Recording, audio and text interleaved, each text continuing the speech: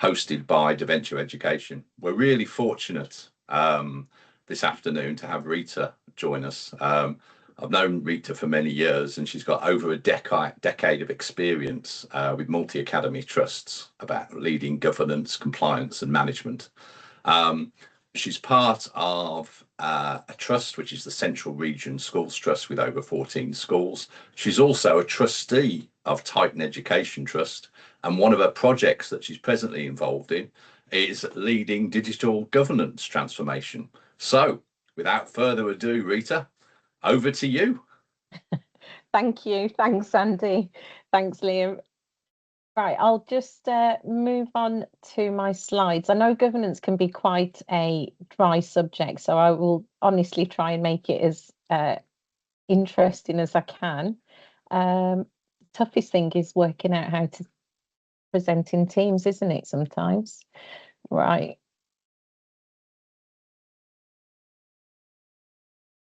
You can let me know. Has that come up on your screen? Yeah, perfect. As Andy said, I've worked in the sector for over 10 years now. I worked in the private sector as a project manager within banking, and I think that has driven a lot of my mindset, because I'm very much a process and continuous improvement person.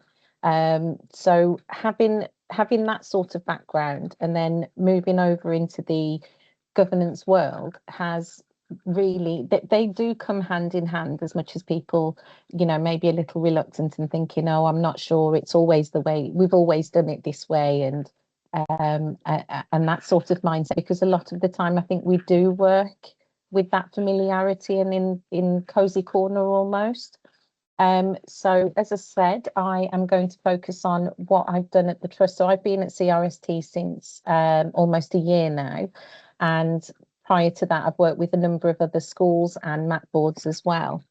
So I've used that experience, as well as picking out what we do at CRST, to bring together this governance reset within the trust. What I wanted to do for the first couple of slides is just touch on who we are as a trust, because that's the foundation of where this work has been, begun essentially. So our mission is to support social justice through exceptional schools. We believe that education should create equity, opportunity, and lasting life chances for every child, and this is regardless of their background. Our vision is inspired by the RSA, where we've created schools that inspire curiosity, character, and high achievement, value people, ensuring children and staff feel respected and supported, act as creative communities where every child believes that anything is possible. So our strategic objectives are, and our culture is set through 3 pillars. They're people, places, and processes. You'll hear these words throughout. As I said, this is the foundation that I based the governance reset on. So we want great people who live our values, engage positively, and lead a strong and collaborative pursuit of social justice. Our schools should be safe, inspiring environments where excellent curriculum and enrichment enable children to thrive and communities to feel proud. Our systems are evidence-informed, supportive, and transparent, empowering everybody to take ownership of their work.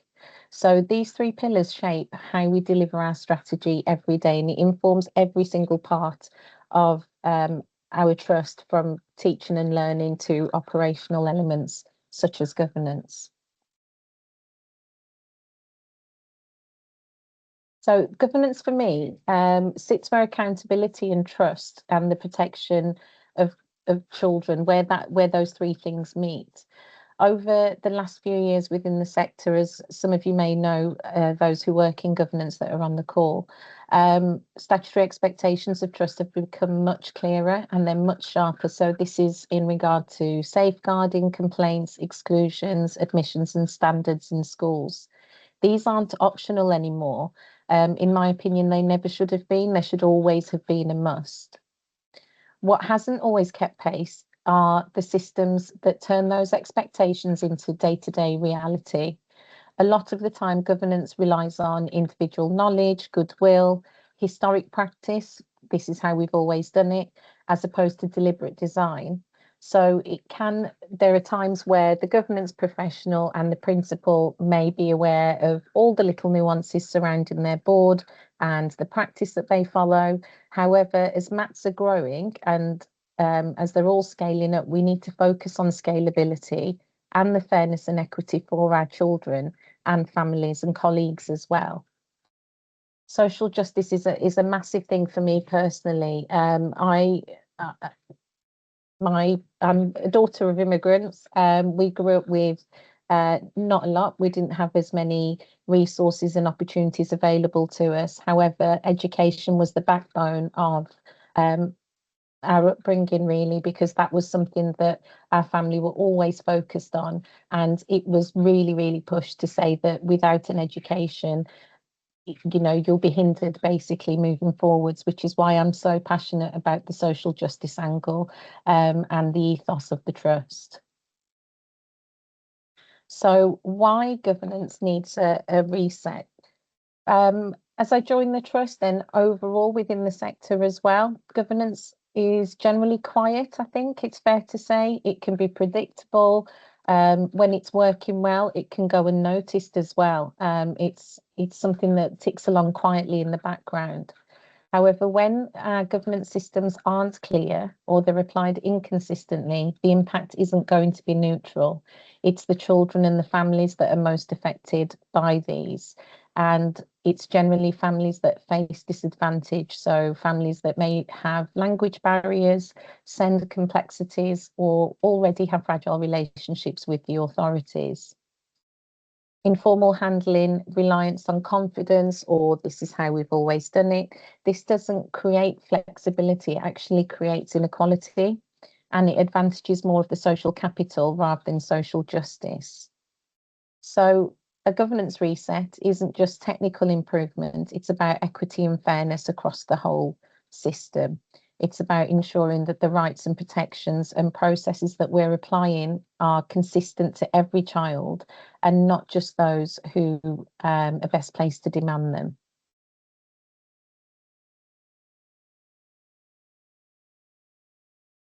So the DfE guidance that we work within, and I'll be referring to complaints, exclusions, safeguarding and admissions throughout, because those are the legal, there's a number of statutory requirements, obviously, but these are all legal processes that we have to get right.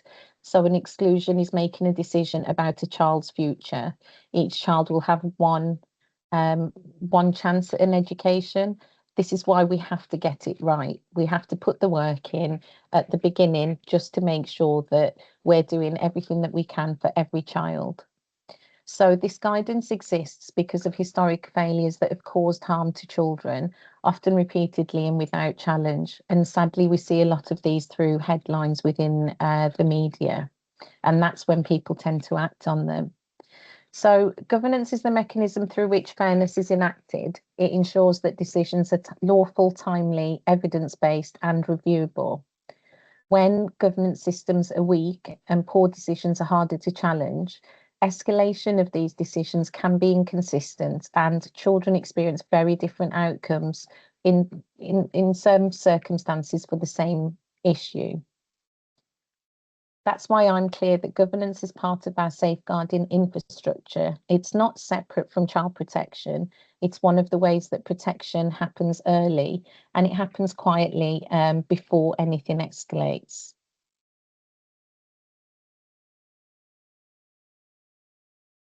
So the three-part lens that I've been referring to, people, processes and places, really changed how we've approached governance at the trust. So governors and governance professionals are the statutory office holders. Clarity within their roles really matters so that we all know what we're doing when we're supposed to do it. And it's not just for effectiveness, but to protect individuals from inappropriate pressure, blurred boundaries and unconscious bias. I've noticed that someone's just put their hand up. Yes, I'm just going to give Stephen the ability to talk for a moment so he can ask his question. Hi, Stephen, you should be able to turn your mic on now if you'd like to ask your question. Thank you. And sorry to interrupt, Rita, but it's on the first part of the slide that you've just been talking to on the people bit. Yeah. And you use an expression which I'd just like you to clarify for me so that I'm clear I understand. You use the expression governance professionals. Yeah. Who are they?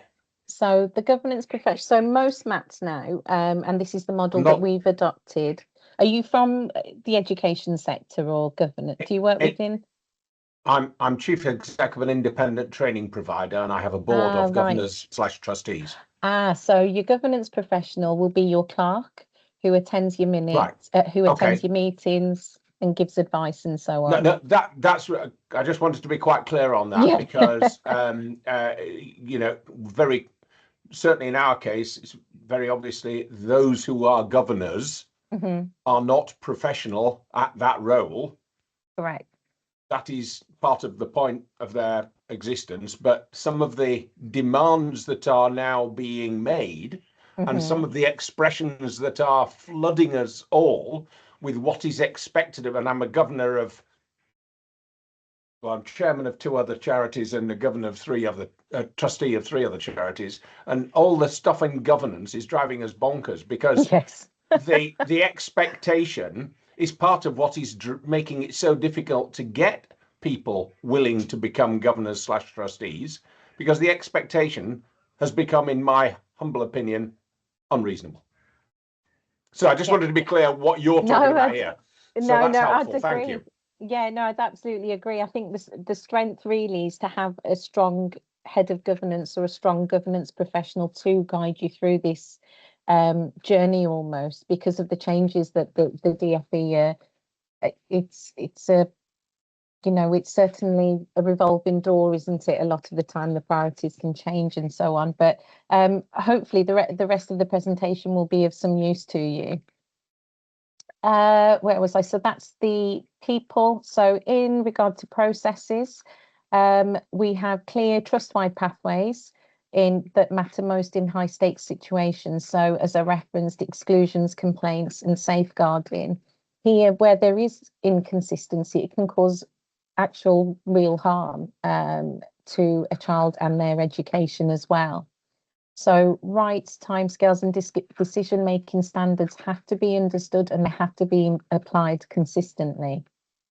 So governance has got to live somewhere. It's got to live somewhere that's authoritative and visible. It's not the note taker that historically I think people used to have that mindset where you show up once a term, everybody sits around the table and your clerk, governance professional will be there to take notes. There's a lot more to this role and to governance within education. So when knowledge sits in inboxes and in people's heads, that's where transparency can collapse and the trust is impacted by that. So well-designed governance isn't bureaucratic, it is a deliberate act of justice.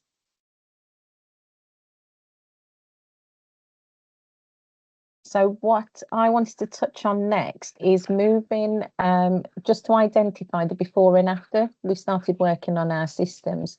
So moving from that individual knowledge to a trust-wide infrastructure.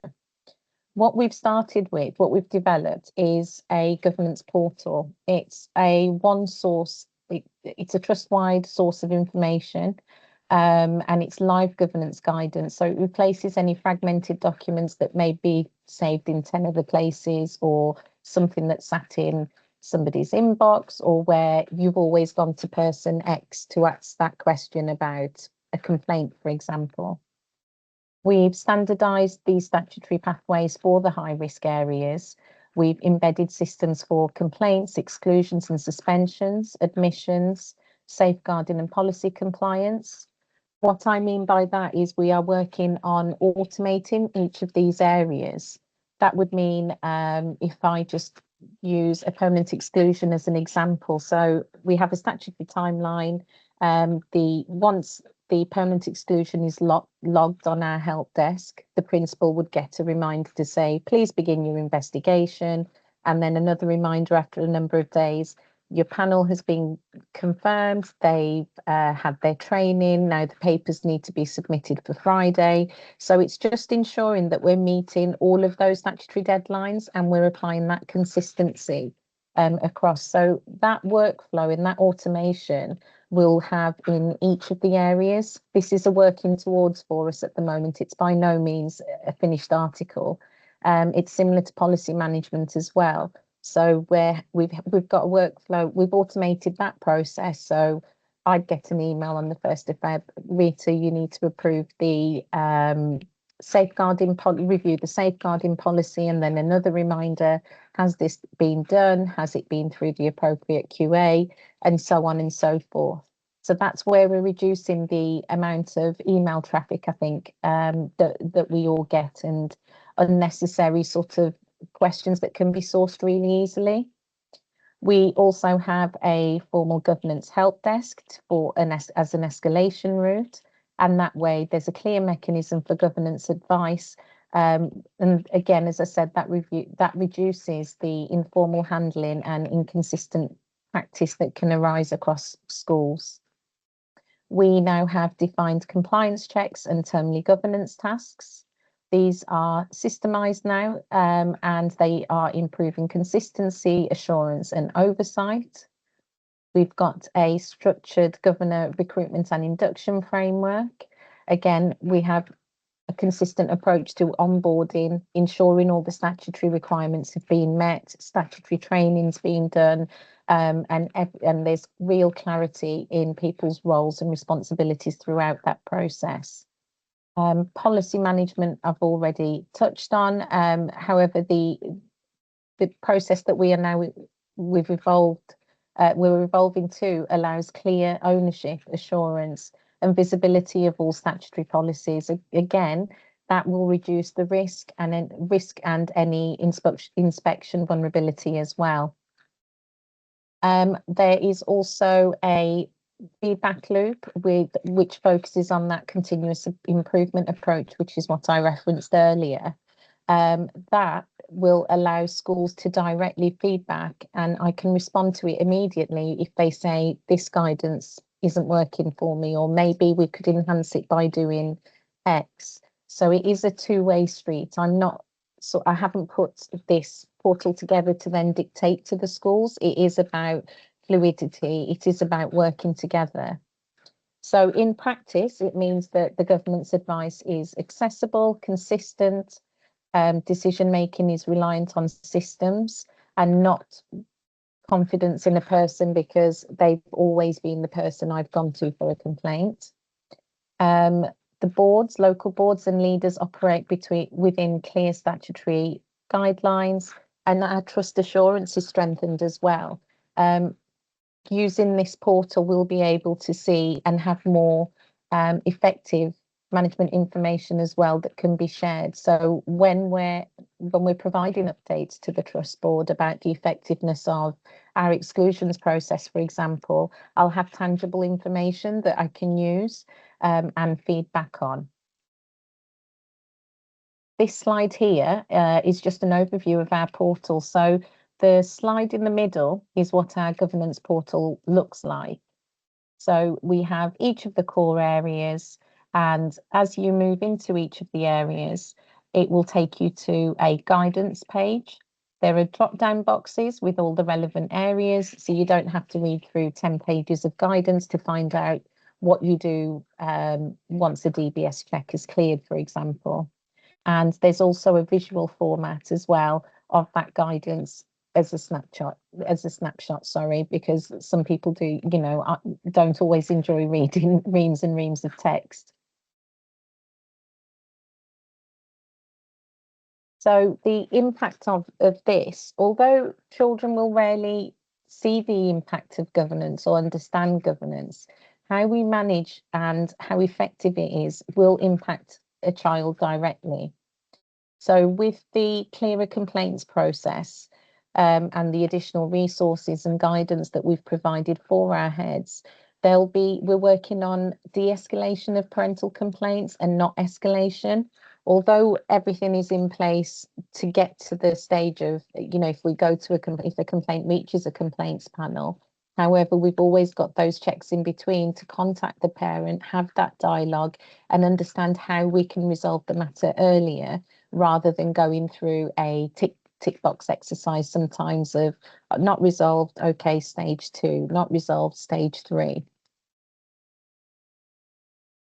So the systems also provide well-evidenced scrutiny of decision making, including exclusions, and it reduces the unnecessary need for escalation in a number of areas. The portal allows visibility, and we have safeguarding oversight. There's more clarity regarding safeguarding and governance, again, due to the guidance that we offer and the requirements that each governor will need to go through. So there's real transparency within the governance team and across the schools as to what areas we need to meet there.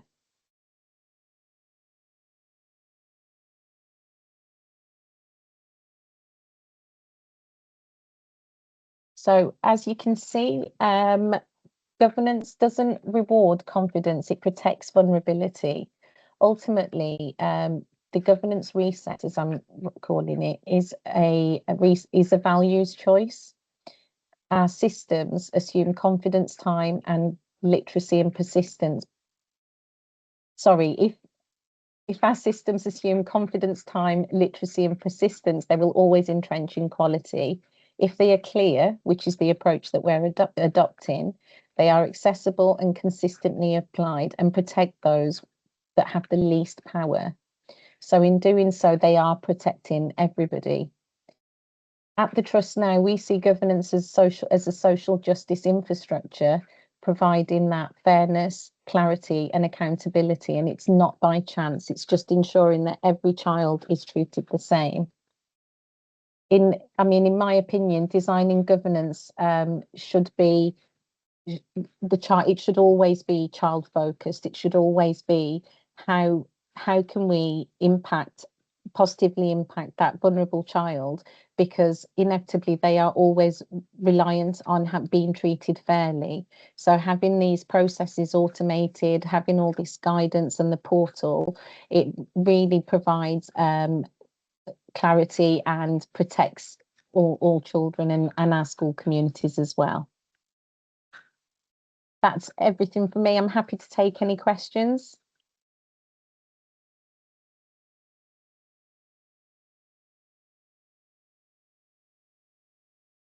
I'll ask a question then, Rita. How's that for you? All right. I don't know if you want to stop the presentation or if that's it. Yeah.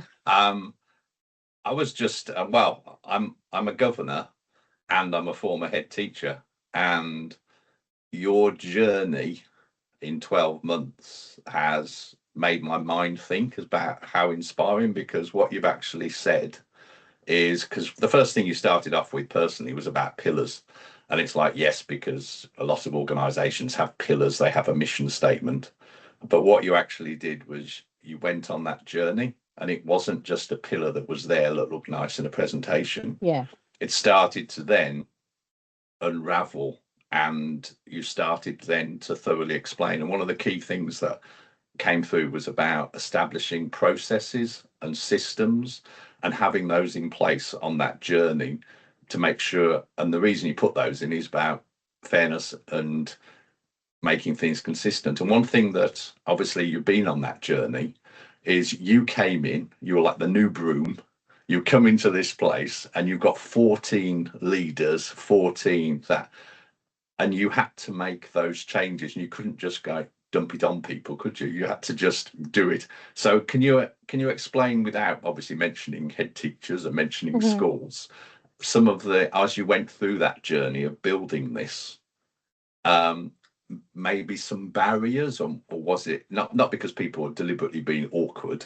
And usually it's about, knowledge, isn't it, and passing on communication. Can you just explain that journey that you've been on for me? Yeah, absolutely. We're still going through the journey. It's not we've been rolling the information out in it. We've been phasing the rollout, as opposed to this is how everybody does it from now. In regard to the principals that I work with in our schools, we have some that are more experienced than others, some who've worked, potentially they could have worked in maintained schools where the governance is different in comparison to academy governance.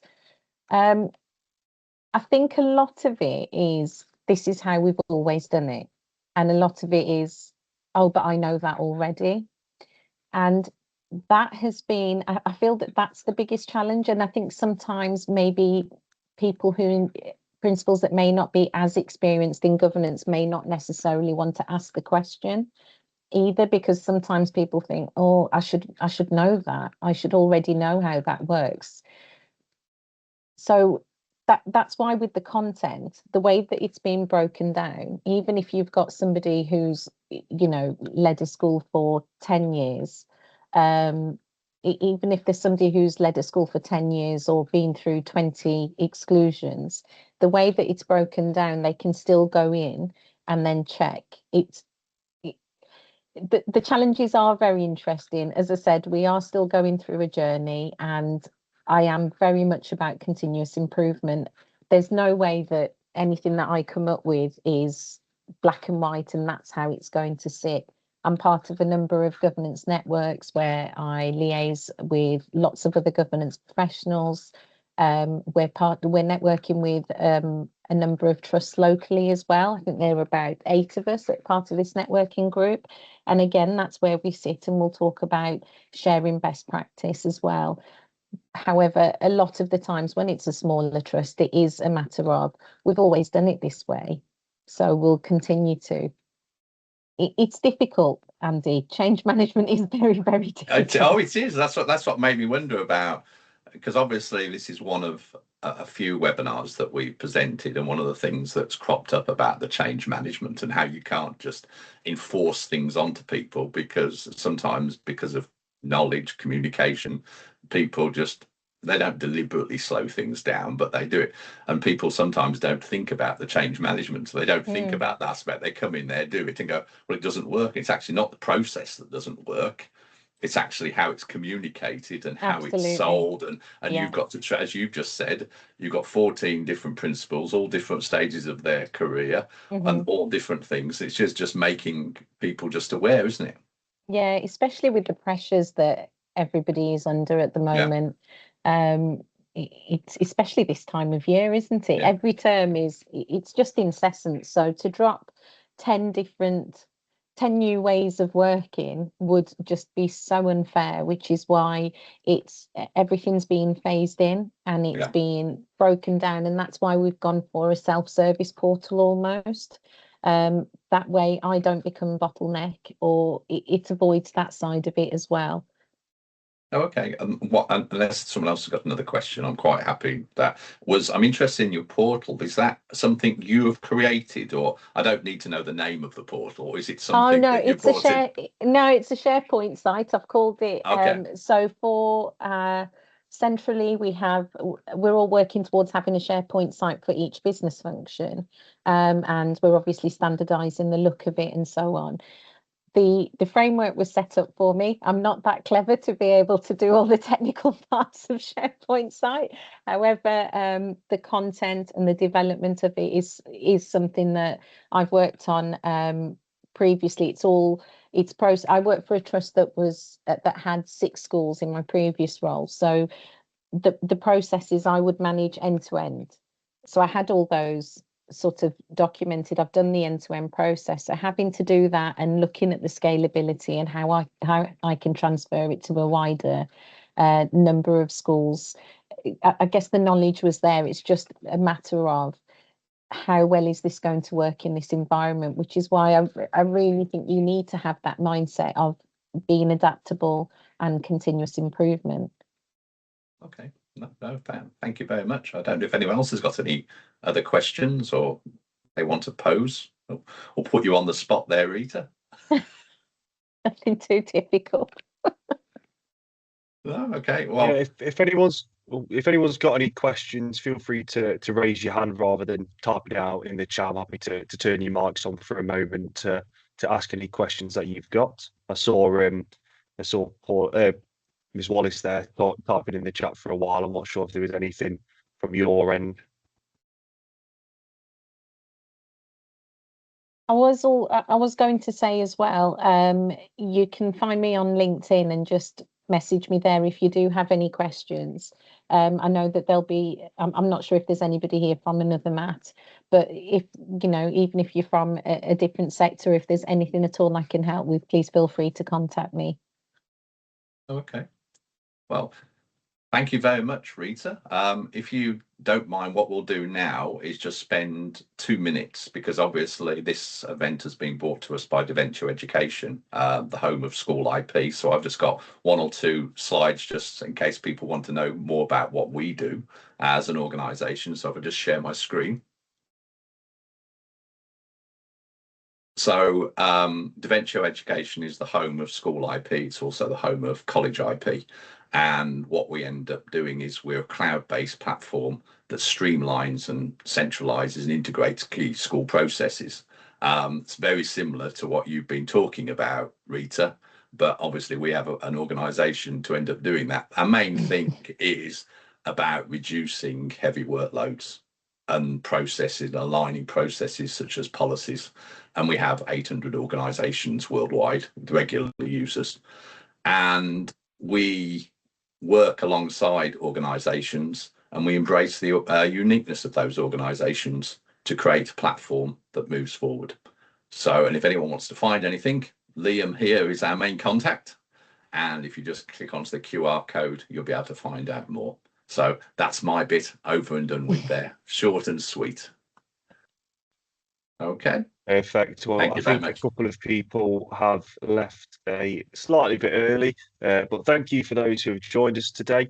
I will be sending out the recording and the slides later on today, and I'll be sure to include a link to Rita's LinkedIn in that email as well, so you can reach out to her on your own time with any further questions that you've got. Feel free to come back to me as well if you've got any questions on our approach at Deventure Education in terms of managing those school improvements and compliance areas. But yeah, thank you for your time, Rita. Thank you for your questions, Andy, and hosting another great IP session with us. And